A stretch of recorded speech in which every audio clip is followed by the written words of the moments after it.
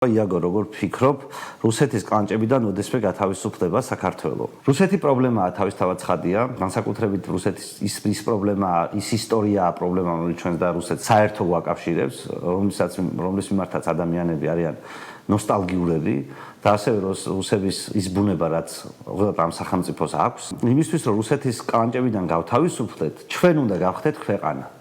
ანუ ჩვენ უნდა ვიყოთ ქვეყანა. ჩვენ კი არ უნდა ვიყოთ სოფელი, ბოსტანი რუსეთის უკან. არამედ ქვეყანა უნდა ვიყოთ. ჩვენ უნდა წარმოვიდგინოთ ის მიზანი, ის მისია, რომელიც გაგვაჩნია. რა ვართ, ვინ ვართ, რა გვინდა, საით მივდივართ, რა ამბიცია გაგვაჩნია სამყაროში. სანამ ესენი არ გვაქვს ჩამოყალიბებული, სანამ არაფერზე არ შევთანხმებულ ვართ, სანამ ნაცქოცური ომი გვაქვს გაჩაღებული ქვეყანაში და მთელი ინტერესი იმაში მდგომარეობს, ვინ მოიგებს ნაცი თუ ქოცი. მანამდე თავისთავად ცხადია რუსეთის კლანჭებში ვიქნებით, აბა სხვანაირად როგორ უნდა. სხვა სახელმწიფოში ხო დროს არც ვხარჯავთ.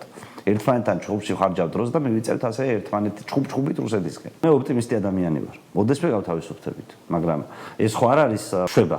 შვება ის არის, ჩვენ მოვესწრებით თუ არა, თორე ოდესმე 100 წლის მერე რა იქნება, მაგას რა მნიშვნელობა აქვს.